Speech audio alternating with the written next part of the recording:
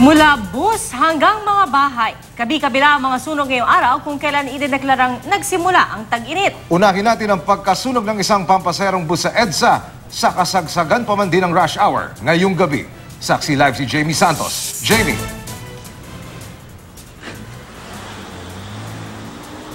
Pia Emil, iginilid muna nga itong nagliyab na bus kaninang rush hour dito nga sa may bahagi ng EDSA Show para hindi makaabala sa dalo ng trapiko. Sa mga oras na ito, kinakabitan na ito ng gulong para tuluyan ang mahatak ng tow truck ng MMDA. Sa videong kuha ni Noriel Gatbonton, makikitang isang bus na nag-aapoy. Alas 6:30 ng gabi nang huminto sa EDSA Show sa Mandaluyong City northbound ang bus. 30 pasahero ng bus ang nagbabaan dahil may sumabog sa likurang bahagi at nagsimulang magliyab. Maya-maya, maririnig na ang pagdating ng mga bumbero. Nagdulot ng matinding pagsisikip sa daloy ng trapiko ang insidente. Kaya bukod sa pag-apula sa sunog, tumulong na rin ang mga bumbero sa pagmamando ng traffic.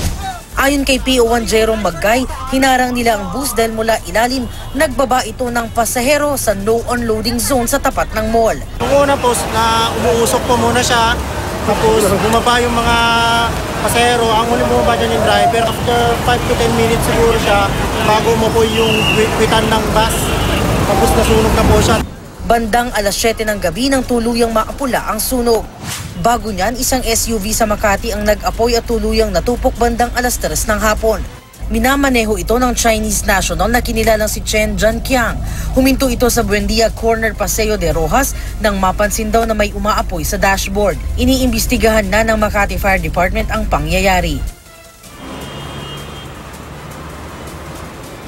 Pia Emil, matapos ngang maigilid itong nagliyab na bus dito nga sa may kahabaan ng EDSA Show, ay bumilis-bilis na nga itong daloy ng trapiko. At live mula rito sa Mandaluyong, ako si Jamie Santos, ang inyong saksi.